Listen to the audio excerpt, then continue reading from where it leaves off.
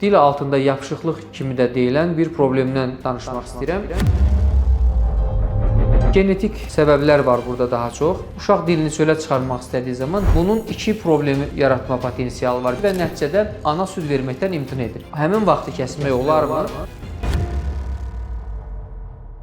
Hər vaxtınız xeyir. YouTube kanalında maarifləndirici videolarımıza davam edirik. Uşaqlarda dil bağı kimi bilinən, qısa frenulum kimi tibbi olaraq dediyimiz, dil altında yapışıqlıq kimi də deyilən bir problemdən danışmaq istəyirəm. Dil bağı kimi tanınır daha çox cəmiyyətdə.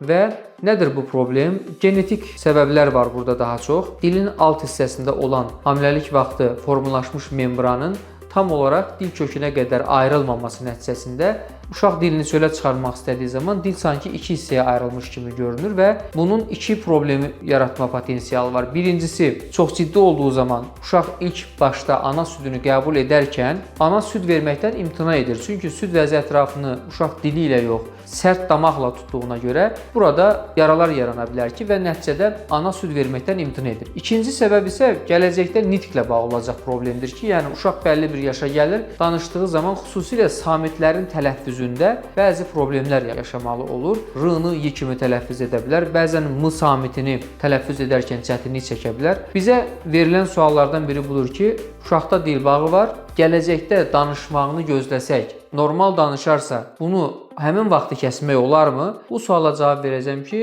xeyr, tövsiyə etmirik. Çünki nitq formalaşdıqdan sonra, yəni bir uşaq artıq r-nı deyə bilmirsə, misal üçün y şəklində deyirsə, biz onun dil altındakı o bağı 5 yaşında kəssək, misal üçün, o kəsildikdən sonra y-nı r deməyəcək. Yəni bu uzun müddət ala bilər. Amma səslər formalaşmağa başlamadan, yəni səslərin formalaşması təqribən dişlər çıxandan sonra baş verir. Dişlərin çıxması isə təqribən 6-cı ayından başlayır. Yəni 6-cı aya qədər əgər simptomatik olan, yəni dediyim kimi qidalanma problemi yaradan və ya dil çölə çıxdığı zaman iki yerə ayrıldığını göstərən bir haçalanma kimi bir görüntü varsa, bu tibbi olaraq kəsilmə üçün göstəricidir. İki göstəriş varsa, ikisindən biri 6 ay içərisində, yəni uşaq doğulandan ilk 6 ayına qədər dil bağı kiçik bir sedasiya dediyimiz sakitləşdirici eləməklə sərbəstləşdirilə bilər və bunun uşağın gələcəkdə nitqinin düzgün olmasına çox faydası olacaqdır. Sonda qeyd etmək istərdim ki, xahiş edirəm YouTube kanalımıza abunə olasınız və daim sizə bildirimlər gələcək. Oradan YouTube kanalımızdan videolarımızı daim izləyib